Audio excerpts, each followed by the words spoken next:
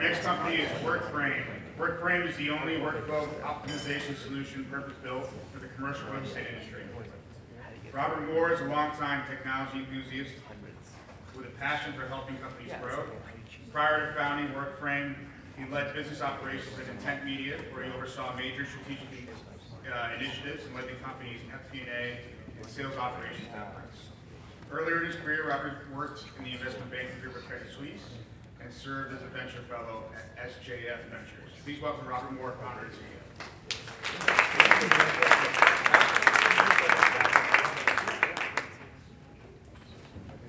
All right, thanks everybody. I'll try to keep this reasonably brief. I know there's me and 5 other people between you guys and cocktail hour. There we go. All right, Workframe. So that was a pretty apt introduction. We are the first workflow and collaboration solution built specifically for commercial real estate teams. I'll elaborate a little bit more on what that means, but a little bit of background on our company. A team of 25 people based in New York City. Closed our last round in May 2018. It was led by Mark Knight Frank, who's both our largest customer and largest investor. So stepping back a minute just to kind of frame the context and why we've done what we've done. So, you've heard this now multiple times today. Real estate is the world's largest asset class. And for most companies, it represents kind of the second largest operating expense that companies incur, kind of outside of headcount, yet it's plagued by inefficiency. And so over the last several years, we've seen a wave of companies trying to tackle that inefficiency from different perspectives.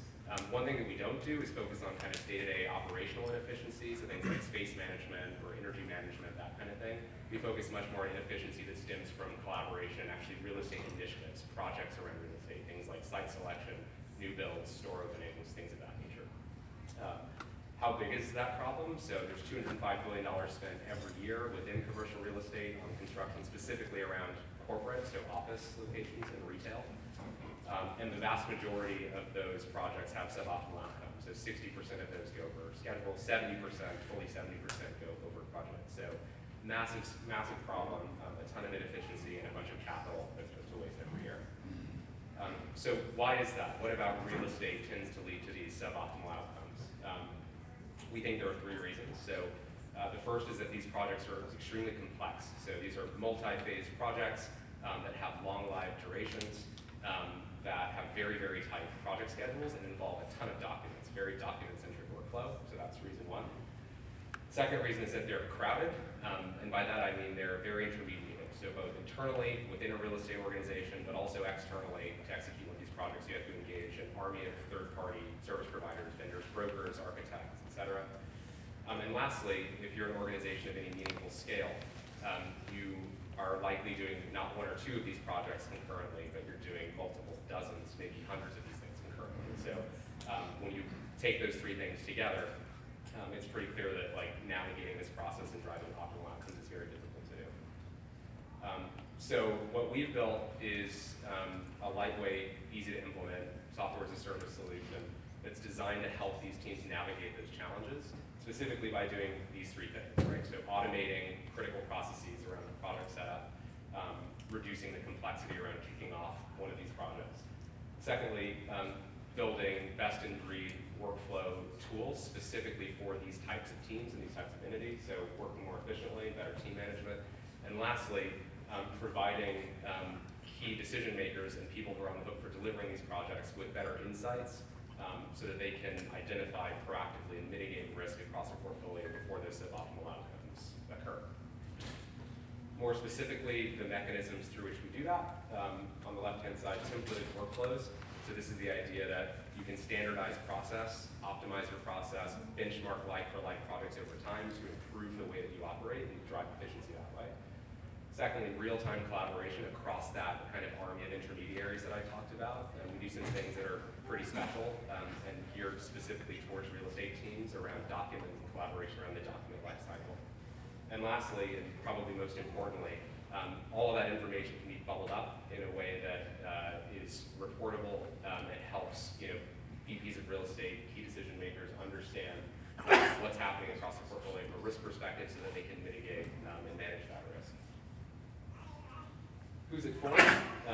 So we started life serving large corporate tenants, occupiers of real estate, but really the attributes of any customer that has a high annual volume of transactions or products that they manage, complex project schedules, document-centric workflow, any of those types of entities across the commercial real estate lifecycle are actually really good contenders for our application. So I mentioned large commercial tenants, but we also work with landlords and owner-operators of real estate assets, brokerage, real estate advisory firms, workplaces of service organizations like Convene is a customer of ours, and then service providers, architects, designers, anybody that kind of touches one of these projects.